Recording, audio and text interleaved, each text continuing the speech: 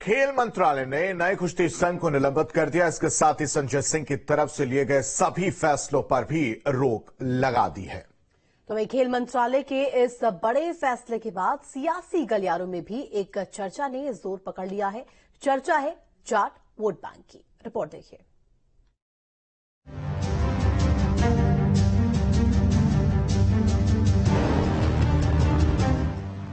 बीते कुछ महीनों से भारतीय कुश्ती संघ और पहलवानों के बीच रार चल रही थी, जिसके चलते महिला पहलवानों के साथ कई रेसलर्स ने धरना प्रदर्शन भी किया।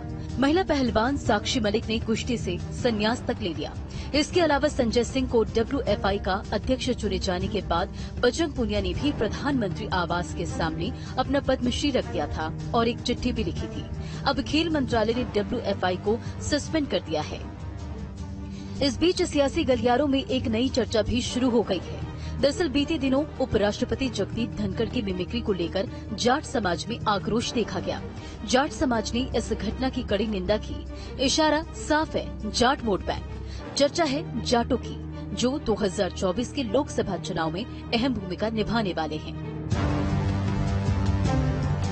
जो साक्षी मलिक का मसला है और जो कुश्ती संघ का मसला है, वो उसकी बुनियादी अंतर है। जो मुद्दे उनके हैं वो मुद्दे अपने आप में जायज हैं और उसकी इंक्वायरी चल रही है। लेकिन जिस तरीके से नए जो अध्यक्ष हैं संजय सिंह, उनके जो बयान हैं वो बयान बड़े ही अच्छे नहीं थे, खराब थे।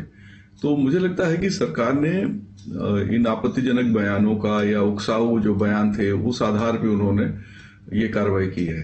और कहीं ना कहीं इसमें कोई और भी जो डिटेल उसकी रिपोर्ट्स दी गई है कि क्या कारण थे, उसमें सारी बातें साफ है। मुझे लगता है भारतीय जनता पार्टी के लिए जाट भी उतने ही महत्वपूर्ण है जितने बाकी वोट। चूंकि लोकसभा चुनाव में बहुत ही महत्वपूर्ण होता है 10,000 5,000 का वोट भी, तो बीजेपी किसी को नाराज नहीं करना चाहती। वो सबका साथ सबका विकास के अपने फार्मूले को लोकसभा चुनाव में कायम रखना चाहती है।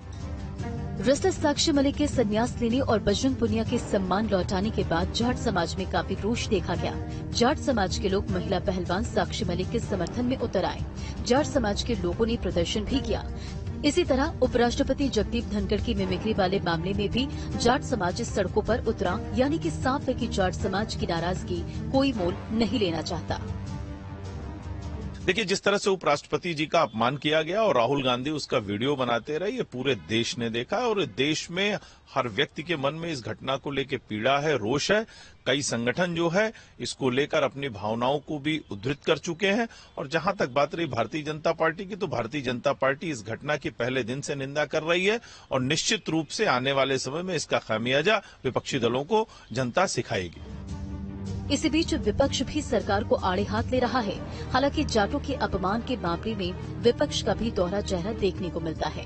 उपराष्ट्रपति के अपमान को लेकर उनका रुख अलग है, जबकि पहलवानों के मामले में वो सरकार को कोसते दिखाई पड़ते हैं। कोई बड़ा बात नहीं, यहाँ तो रोज मजाक उठता है लोगों का। ये उनके ऊपर है, उनको क्यों अपना दिल छोटा कर रहे हैं। वो अपनी ताकत नहीं पहचानते। उपराष्ट्रपति हैं और एक जाति से अपने उस पद को क्यों जोड़ रहे हो। कोई जाति सूचक शब्द का प्रयोग नहीं हुआ और फिर भी अगर इसे कोई मुद्दा बना रहा है, वो नहीं चाहता कि देश के असल मुद्दे आगे हों, चर्चा में आए। उन्होंने 150 जो सांसद बाहर धकेल दिए बिना किसी कारण के। क्या ये लोकतंत्र है? जाट वोटों को साधने के लिए कार्रवाई की।